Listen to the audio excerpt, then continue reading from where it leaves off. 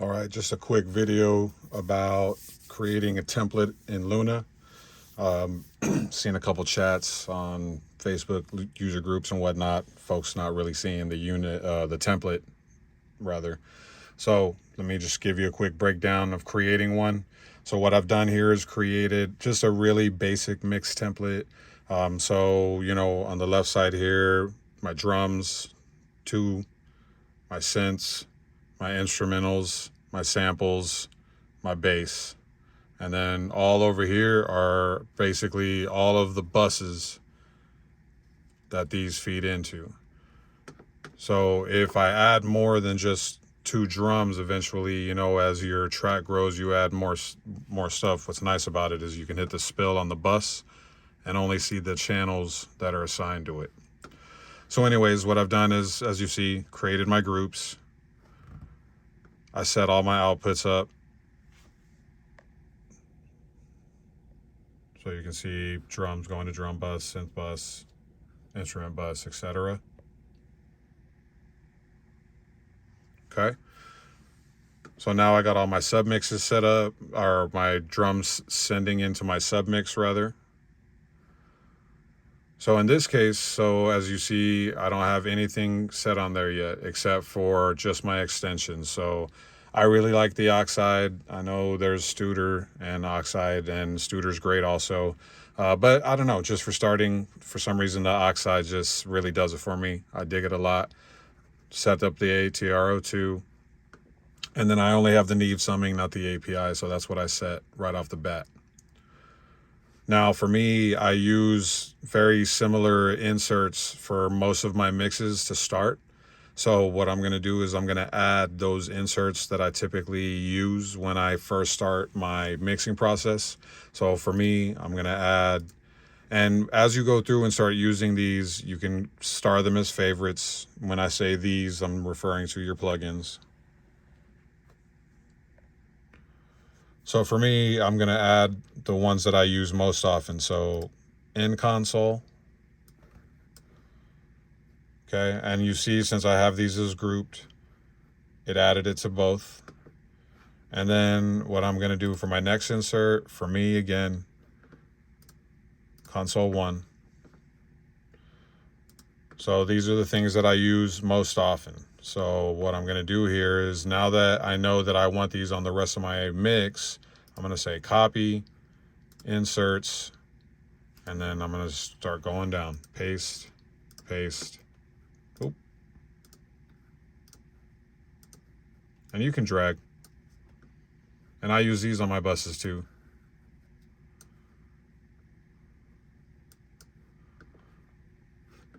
Okay. So now you see I have all that set up. Now, of course, if there's things that you typically do in your plugins that you want to set up ahead of time, now's the time to do it, because obviously you're getting ready to create this as your template, right? So in this case, I set this to my bus. Now, the reality is I should have done that before doing all of this. So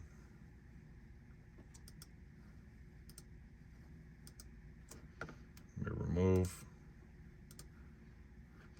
All right, and now now that I have it in my bus module mode, I'm gonna go ahead and copy it.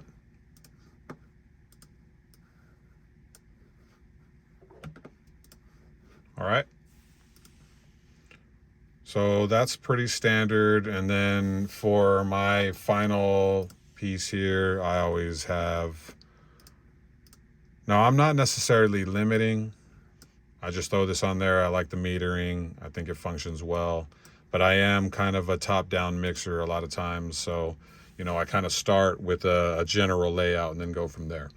All right, so now you see I have all my groups set up. They're all sending to bass. So now, let's say I wanted to add an effect send that I wanted to be able to process stuff to. Okay, so in this case, what I'm going to do is I'm going to add my effect send here by creating a bus. I'm going to leave it stereo. I'm going to leave these things on there. You can turn them on and off if you want. It's up to you. And then now that I have my send, I'm going to name it verb just to make it simple.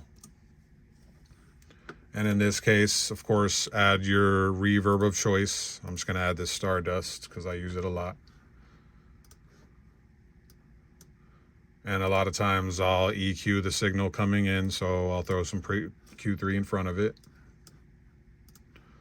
All right, so now I got all of my tape, summing, and my initial inserts. And of course, your inserts, they're all going to be your inserts, your groups, whatever makes sense for you.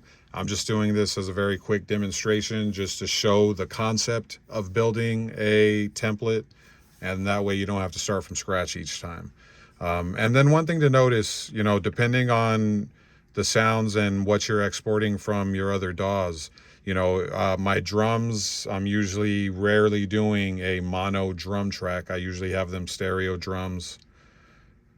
Same with my synths, instruments, samples. But now notice my bass, they're monos. I rarely have stereo bass tracks. And if I do, I can add one as needed. But most of the time, a lot of my bass lines are just mono bass lines from a synth. So I just leave them mono from the jump.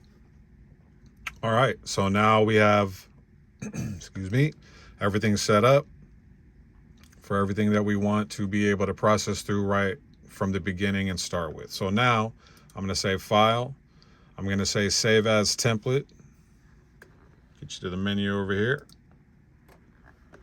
Now, as you see, tracker temp. So I'm going to call this Mix Template.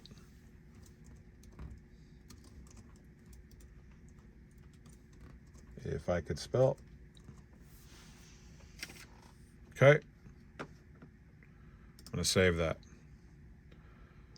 Now I get my mix template was created successfully up in the corner there. So let's test that, right? So let's go to File. I'm going to close this session. And now let's start a new one. And instead of our tracking template, we're going to use our mixing template. Right? And then now I'm going to just call this mixing template example, because that's what this is for.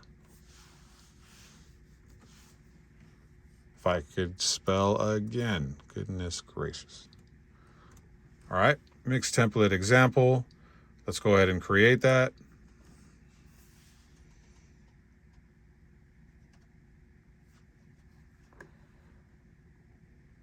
Boom. Now you see I have everything put in place. All my stuff ready to go. Everything's already routed. All of my inserts are ready to go. So now I can bring up my folder with all my files in it, and I can start drag and dropping them in and then mix away. That's just a quick introduction to creating a mix template. I'll just show you one more template really fast. So let's go ahead and close this session. And then in this case, I do a lot of tracking over instrumentals. So I have a tracking template.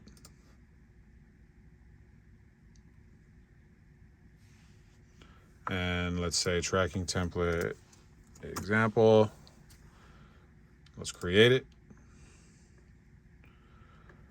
So as you can see for my tracking template, I already have my input set, ready to go. All I got to do is turn on record.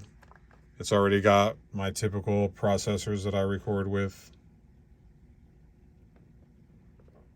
All the tape that I use. My inserts that I'm not recording. And so for me, I always have a recording track. And then all the blue tracks behind that are if we're taking multiple takes. After I'm done recording a take, I drag it down to the next Vox track and go, and then always record to the same track. It just makes it easier for the workflow overall, but as soon as I record something here and we're moving on to the next thing, I just drop it down and bring it to the next track. If I got to create more, I will. Typically, I find that 6, 7 tracks of takes. Pretty good for most vocals, but hey, like I said, you can always add more if you need. I just start with what usually works for me the fastest. So that's it. If you have any questions, feel free to drop some comments down below. Hopefully this template approach will help you speed up your workflow in Luna. I truly do believe it's a great mixing tool compared to some other more beat-focused tools, but it's all subjective. It's all about your workflow, what you can get done quickly, achieve the sound that you want the most fastest approach. So Luna's only one of a handful of options, but one that I've adapted to, and I do most of my tracking and mixing in it just because the GUI is very intuitive, very easily laid out. I really love the console feel of it. So, and again, like I said, it's really nice to be able to just hit that spill and know exactly what's going into that bus and that bus only. Just really speeds everything up for me. So like I said, have any questions, drop me a comment below, and then let's figure it out. Otherwise, happy mixing in Luna using your new templates. Peace.